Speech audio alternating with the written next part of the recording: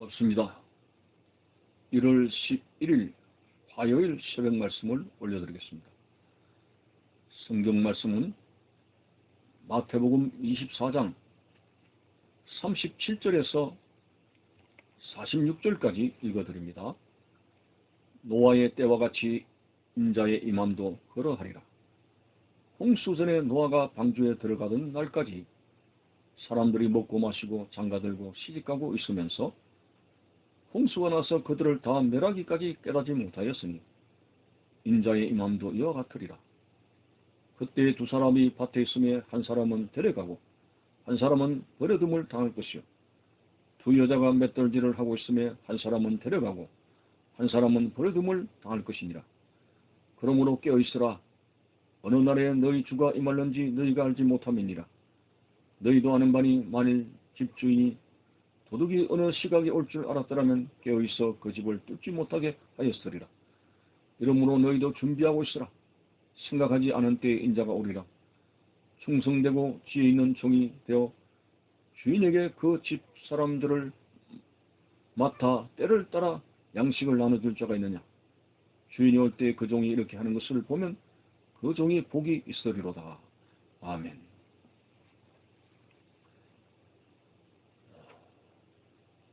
예수 그리스도의 재림이 지구 종말의 날이 되는 거죠. 우리 개인의 종말도 있는 것처럼 인류 역사의 종말도 있다고 성경은 말씀하고 있습니다. 그때가 바로 예수 그리스도의 재림의 날입니다. 성경은 재림에 대해서 구체적이고 상세한 내용들이 여기저기 기록이 되어졌습니다. 자, 오늘은 예수님께서 재림할 당시에 세상 사람들의 신적 형편, 또 물적 형편, 그런 것에 대해서 잠시 시사하고 있습니다. 37절에 보니까 노아의 때와 같이 예수 그리스도의 임함도 그러하리라. 자, 노아 때는 어떤 상황을 두고 말을 할까요? 38절에 홍수 전에 노아가 방주에 들어가던 날까지 사람들이 먹고 마시고 장가들고 시집가고 있으면서 홍수가 나서 그들을 다 멸하기까지 깨닫지 못하였으니 그리스도의 재림도 이와 같으리라고 했습니다.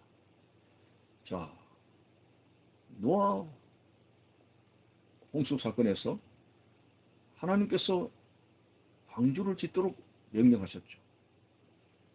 자, 여기에 대해서 이제 성경은 방주 제작 기간을 120년으로 두느냐, 100년으로 두느냐, 아니면 70년 미만으로 두느냐, 여기에 대한 여러 가지 갑론을박이 많이 있습니다.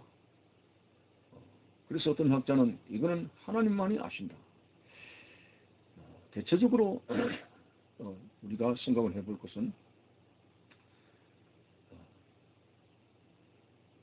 셈이 홍수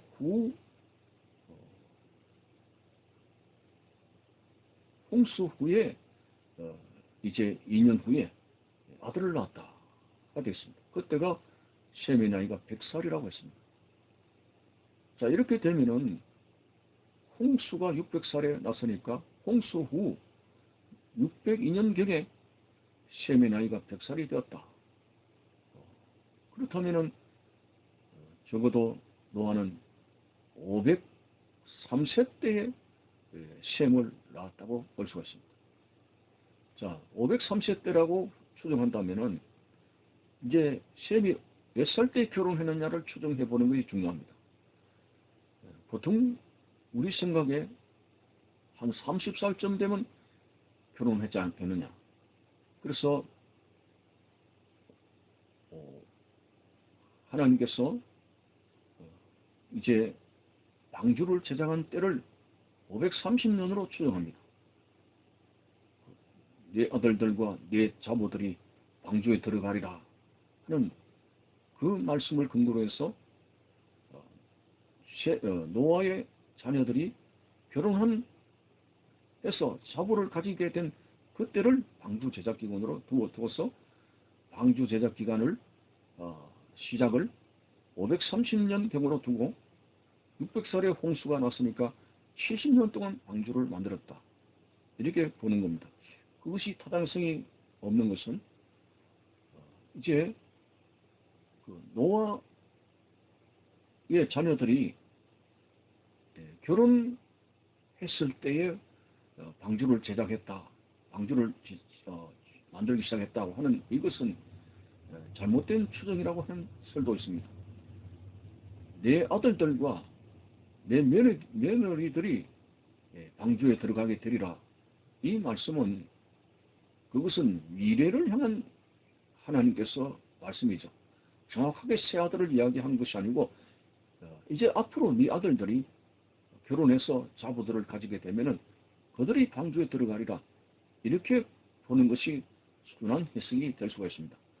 자, 그러면은 노아의 세 아들이 결혼하기 전에 이미 방주 제작을 시작했다. 이렇게 볼 수 있게 됩니다. 자, 그러면 수명이 120년이 되리라 이 말씀에 대한 해석도 많이 있습니다만은 120년 이 120년이 앞으로 이 지구상의 사람들이 120년을 살게 되고 멸망을 다하리라. 이렇게 해석을 하는 것으로 보는 신학자들이 있습니다.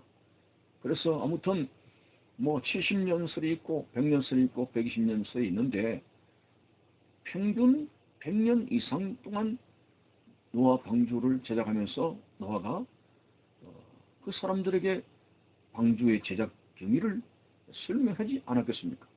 요즘 말로 하나님께서 물러서 세상을 심판하신다고 노아가 방주를 제작하면서 열심히 전도를 했다고 볼 수 있습니다. 적어도 100년 이상씩 전도를 했다 보는 거죠.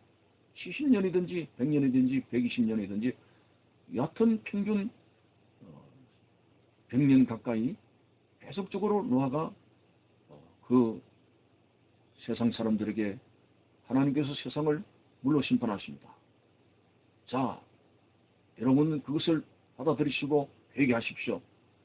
이렇게 했을 것입니다.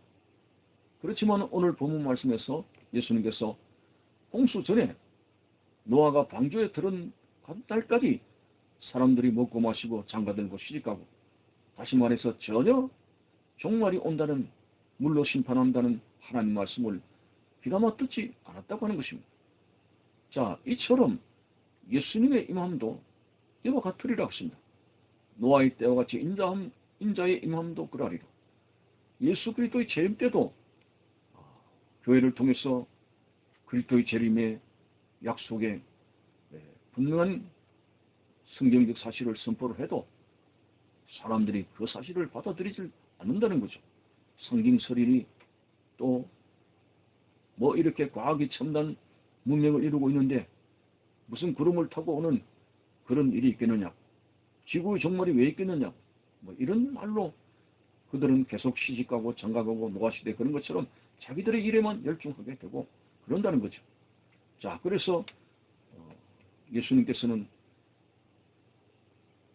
세상의 종말이 임함에도 불구하고 신경을 쓰지 않고 각자 자기들의 일에 열중하고 있는 모습들이 보입니다.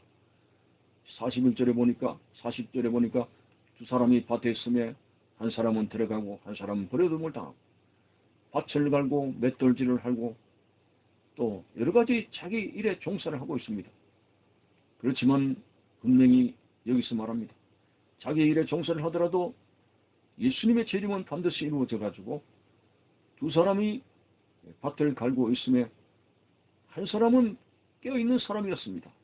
그리스도의 재림을 가진 신앙을 가진 사람은 들림받아 올라가게 될 것이고 한 사람은 그대로 땅에 버려둠을 당하고 또 두 여자가 맷돌질을 하고 있는데 한 사람은 그리스도인으로서 이제 휴거가 되고 한 사람은 버려둠을 당하고 이런 말씀을 하고 있습니다. 자, 그래서 깨어 있으라고 했습니다. 여기선 깨어 있는다고 하는 것은 육신적인 잠이 아닌 거죠. 죄에 취해서 세상에 취해서 자기 일에 취해가지고 예수 그리스도의 재림에 대해서 전혀 생각지 않냐고 회개하지 않는 생활로 전혀 준비되지 않는 생활을 말합니다. 그래서 깨어있으라 이는 말은, 이 말씀은 예수 그리스도의 재림의 말씀을 믿고 항상 준비된 신앙으로 살아가라, 이 말씀을 하고 있는 것입니다. 여기서 종말 때의 그리스도인의 준비된 생활은 바울이 데살로니가 교회에 지적한 것처럼 일만 만드는 자가 되지 말라는 것입니다. 그저 모든 세상의 일을 차단하고 산속에 들어가서 기도만 하고 하는 극단론 종말론적 사람들처럼 그렇게 하는 것이 아닙니다.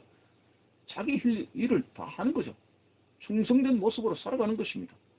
그래서 그것을 말씀하는 것이 45절에 44절부터 준비하고 있으라. 생각지 않은 날에 인자가 오리라. 충성되고 지혜 있는 종이 되어라. 주인이 올 때에 그 종이 충성된 모습으로 살아가는 것을 보면 복이 있으리로다. 이 말씀은 산속에 들어가서 종말이 됐으니까 아무것도 하지 말고 기도만 하고 있으라는 말이 아닙니다. 스피노자가 말한 것처럼 내일 종말이 올지라도 한 그루의 사나무를 심겠다는 그런 정신처럼 오늘 하나님 앞에 바른 종말론적인 자세는 자신이 하나님 앞에 맡은 일에 하나님 앞에서 충성을 다하는 그런 생활을 하게 되면 그 사람은 준비된 자로서 주님 앞에 들림받을 수 있는 그런 말씀을 하고 있는 것입니다. 어쨌든 예수 그리스도의 재림은 반드시 있어지게 되는 것이고, 정말 예수 그리스도의 재림 앞에서 준비된 껴있는 신앙생활을 해야 되는 것이지, 자기 일에 취하고 세상에 취하고 세속에 된 물결 속에서 정신 못 차리고 전혀 회개함이 없는 생활을 해서는 안 된다는 것입니다. 준비하고 깨어있으라. 준비하라. 자신에게 주어진 하나님께서 맡겨주신 일에, 교회를 섬기는 일에, 또 직장과 모든 일에 최선을 다하고 충성을 다하되 예수 그리스도의 재림을 기다리는 지혜로운 믿음의 사람들이 되시길 바라는 것입니다. 감사합니다.